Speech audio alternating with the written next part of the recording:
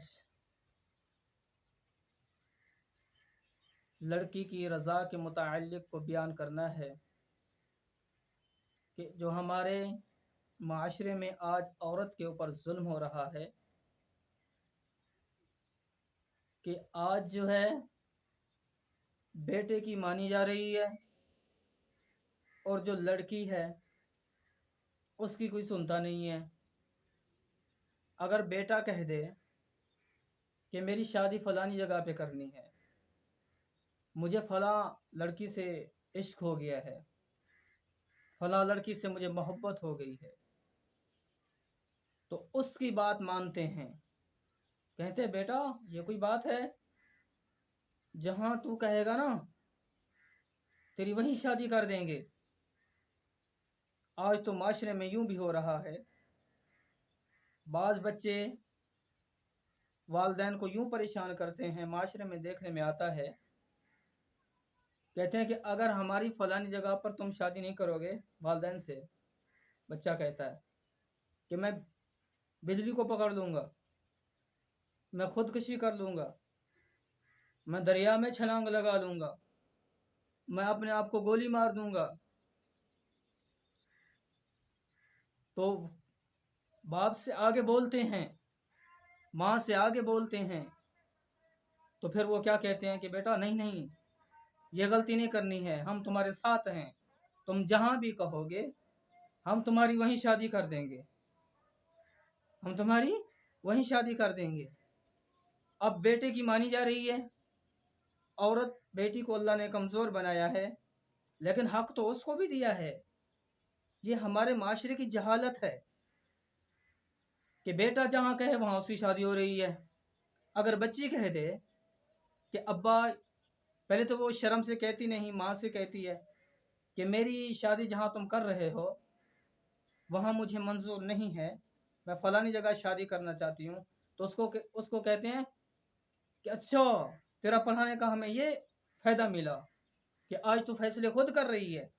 بیٹا کہتا ہے تو اس کی بات مان لیتے ہیں، بچی کہتی ہے تو کہتے ہیں یہ تو ہماری گستاخ ہو گئی ہے، یہ تو ہماری عزت خراب کر رہی ہے۔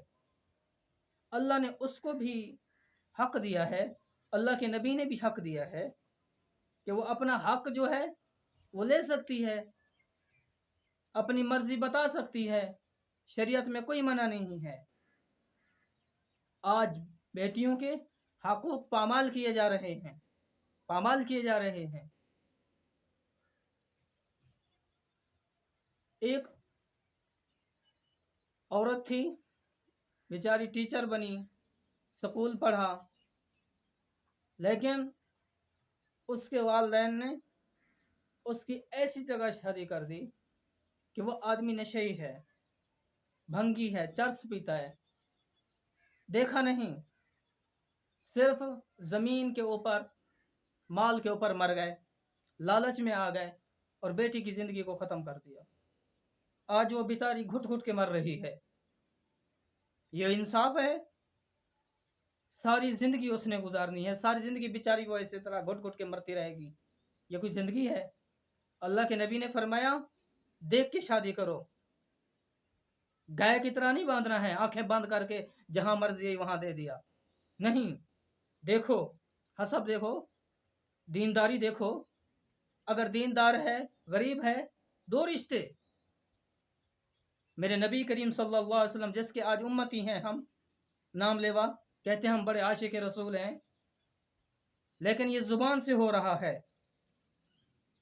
اگر سچے عاشق رسول ہوتے تو آپ کی سنتیں جو ہیں وہ ہم اپنی زندگی میں لانے کی کوشش کرتے۔ ایک سنت بھی نہیں ہے ہمارے اندر۔ ہمارے نبی کریم صلی اللہ علیہ وسلم نے اما فاطمہ الزہرا رضی اللہ تعالی عنہا، جو جنت کے عورتوں کی سردار ہے، حضرت علی کو دیا۔ ولیمے کے لیے پیسے نہیں ہیں، حق مہر کے لیے کچھ نہیں ہے، دے دیا۔ دینداری دیکھی، دینداری دیکھی۔ آج پیسے کے اوپر مرتے ہیں، بیٹیوں کے گھر تباہ کرتے ہیں۔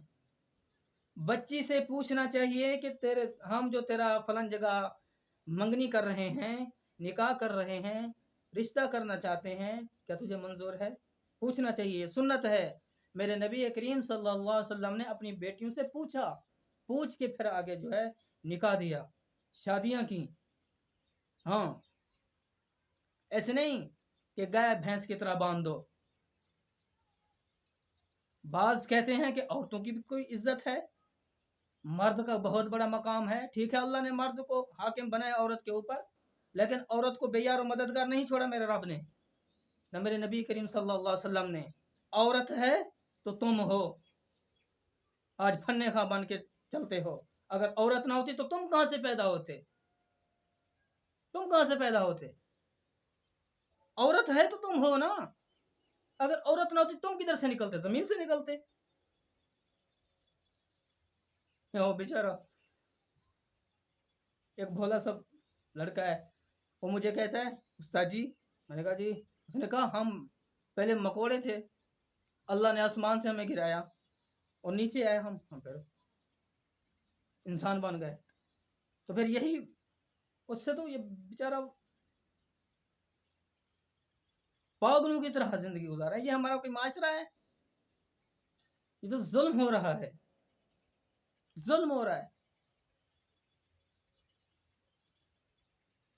اللہ کے نبی کریم صلی اللہ علیہ وسلم نے فرمایا کہ اللہ نے جس کو 2 بیٹیاں دیں یا 2 بہنیں دیں، اس کے اوپر خرچ کرتا رہا، شادی کے بعد بھی ان کے اوپر خرچ کیا یہاں تک کہ مر گیا، تو اس کے اوپر جنت واجب ہو جائے گی. جنت اس کے اوپر واجب ہو جائے گی.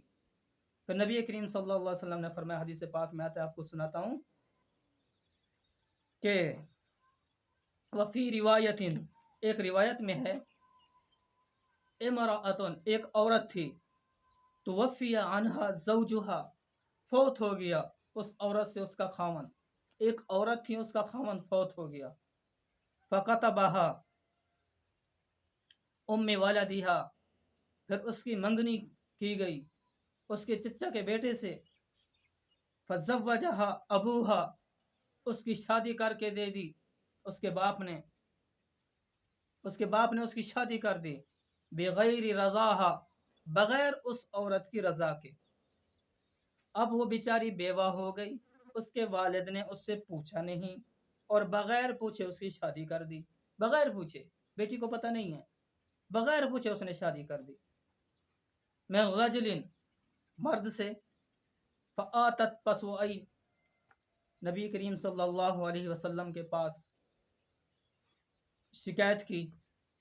فذکرت ذالک، اس نے ذکر کیا اس کے متعلق، کہ یا رسول اللہ میں بیوہ ہوئی اور میرے باپ نے مجھ سے پوچھا نہیں اور میری کہیں شادی کر دی، منگنی کر دی، نکاح کر دیا میری بغیر رضا کے. لہو، فدعا نبی صلی اللہ علیہ وسلم، نبی کریم صلی اللہ علیہ وسلم نے اس کے باپ کو بلوایا، اس عورت کے باپ کو بلوایا. ہاں. قال، فرمایا، ازوجتہا بغیر رضاہا، آپ نے فرمایا کیا تو نے اس اپنی بیٹی کی شادی کر دی اور تو نے اس سے پوچھا تک بھی نہیں؟ بغیر رضاہا، بغیر اس کی رضامندگی کے تو نے شادی کر دی ہے، اس سے پوچھا نہیں ہے، اس سے پوچھا بھی نہیں ہے. میں ہاں. قال، کہا، زوجتہا ممن خیر منہ، یا رسول اللہ میں نے اس کی شادی کر دی، مجھے وہ آدمی اچھا لگ رہا تھا، بہتر لگ رہا تھا، میں نے اس کی شادی کر دی. آگے سنو، عورت کو گائے بھینس سمجھنے والوں، تو آپ نے ففرق النبی صلی اللہ علیہ وسلم، نبی کریم صلی اللہ علیہ وسلم نے ان دونوں کی جدائی کروا دی، جدائی کروا دی. ان دونوں میاں بیوی کی جدائی کروا دی، ختم. بینہا و بین زوجہا، نبی کریم صلی اللہ علیہ وسلم نے اس عورت اور اس کے خاوند جو بغیر اس کی رضا کے اس کے والد نے شادی کی تھی، آپ نے جدا کروا دیا، جدا کروا دیا.